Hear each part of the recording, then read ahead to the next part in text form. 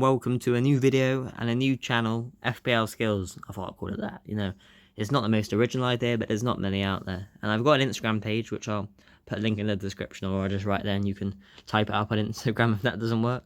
But I started last season, but then of course we had the lockdown and stuff, and then I just haven't really kicked on after that. But I thought for this weekend and for so on and so forth, I'll start doing weekly videos about what my team's going to choose and potential options. So this week, I've taken out Mane and brought in Bruno Fernandes, and taken out Zaha because he has self-isolating, and put in Jota. But you may think, why take out Mane? He's Brighton's good fixture, but he played 90 minutes against Atalanta on Wednesday, and he didn't play particularly well, and I think he'll get rested, and I think Jota will play instead of him. That's why I put Jota on over Zaha, and I thought, bring Fernandes, good form. Watch me captain him and watch him do nothing, because that's what happened to me. I captained Son for 2 weeks, did absolutely nothing. Switched him to Grealish for 1 week. Grealish did nothing. Son scored. It's best to try and stick with what you have and not make any changes. So that's what I've done in midfield with, of course, Son, 57.6, high owned player, but when the way Tottenham are going at the moment, top of the league, they're doing very well. I think he's one to keep in. Grealish, 41.4% ownership. Like, it's high for Grealish, but it's the same with Jimenez. For Grealish for Villa and Jimenez for Wolves, most of the goals will go through them. Jimenez has got 4 goals and 1 assist this season in 9 games. It's not amazing, but Wolves have only scored, I think, 9 or 10 goals. So he's literally scored half of Wolves' goals. Grealish, if we look at Grealish's stats here, last week he did absolutely nothing, but the week before he got an assist, the week before that a goal and 2 assists, and then the week before that, the horrible game, I am a Liverpool fan, but he got 3 assists and 2 goals.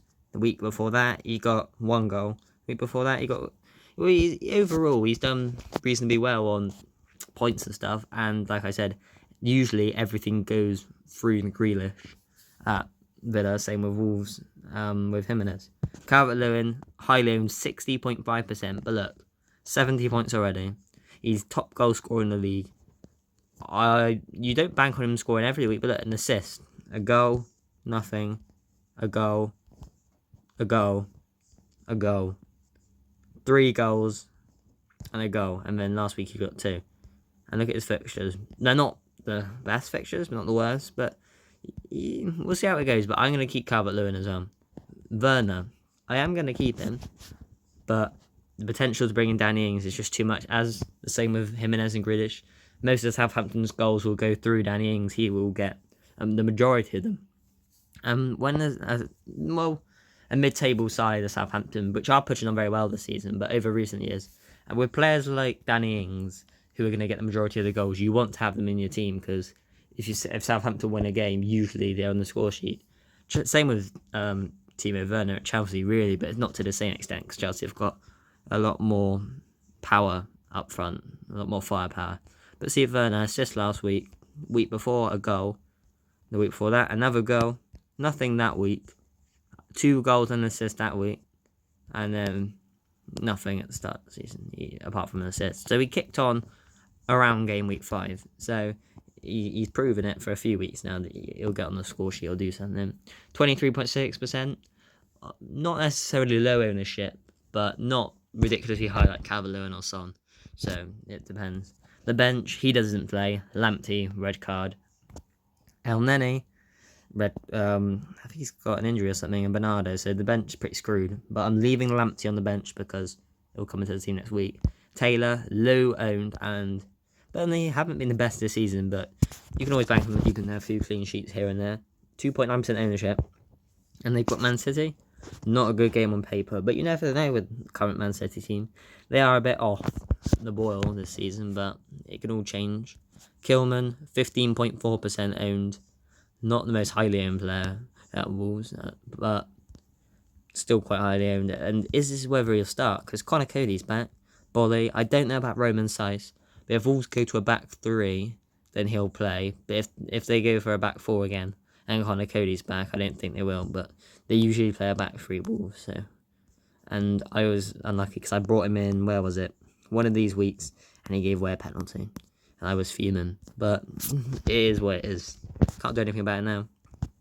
Robertson, I love my Liverpool boys, as of course I'm a Liverpool fan.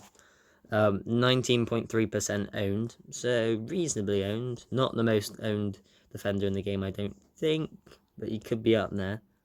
As you can see, 7.1 million, quite pricey, but assist last week and a clean sheet. The week before and the week before that, he did go on 3 games without doing nothing. But to be honest, Liverpool, we haven't looked very strong at the back of the season. Of course, Van Dijk out, Gomez out, Trent out as well for a little bit of time. But look, an assist there. He got, where was it?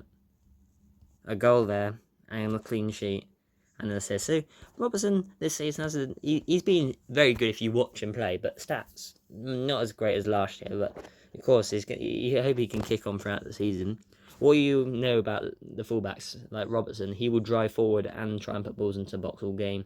And with Trent out now, he'll be on corners with Milner, so he's optional for getting assists. Pop up with the odd goal possibly, and then of course clean sheet points. That's why attacking defenders like Robertson, like Lamptey are very important, because they can bomb forward, score goals, get assists, and also if they're in a decent team defensively, keep clean sheet. And then finally we got McCarthy in goal, 20.3% owned. But look at this, last week conceded, but still got 3 bonus points for 8 saves. Southampton last week against Wolves played quite well, but McCarthy was outstanding. I watched the game. He was save after save after save, and of course racked up 8 saves. Week before that, a clean sheet. The week before that, 7 saves. So there's 2 points. Week before that, a clean sheet. That wasn't a good week. That one was save, bonus, clean sheet. That one's a clean sheet. That one, nothing. And that one, nothing. But overall, as you can tell, a total of 40 points. Not too bad if you ask me. 20.3%, quite highly owned, as is most of my team. But it's hard to pick differentials this year. Even Jota's 20.3% owned, which has gone up from last night when I swapped them around. Because I thought to myself last night, I'll swap them around, because if I keep thinking, do I do this, do I do that, I might never end up getting it done, or make a rash decision a few minutes before the deadline, which is tonight. This video is going up on Friday, so of course it will be tonight. So it's 7 o'clock, I think, deadline, because the Palace against... Who's Palace playing? Let me have a look who Palace is playing quickly. Palace is playing Newcastle. So you've got Palace against Newcastle tonight, which will be at 8 o'clock, so 7 o'clock deadline. And then, just before we wrap up the video, here was my team for last week. Lamptey, red card, shocker. Robertson, assist, clean sheet. Kilman, alright. Taylor got a clean sheet. Mane did nothing. Grealish did nothing. Son gave us something again. Jimenez hit the post, managed to get assist. I'll take that. Calvert-Lewin bag 2. Watched Everton Fulham. Fulham dominated the second half by... It was mostly Fulham for the second half, but Calvert-Lewin got 2 goals in the first half. Everton were great in the first half, but shit in the second half. So, it depends. Anyway, guys, I will wrap up the video here. That's my team for last week. As you can see, have a little look. Pause the video here if you want to look at what I got. You probably don't care, but it is previous weeks as well. I clicked off of it by accident. Here we go for previous weeks.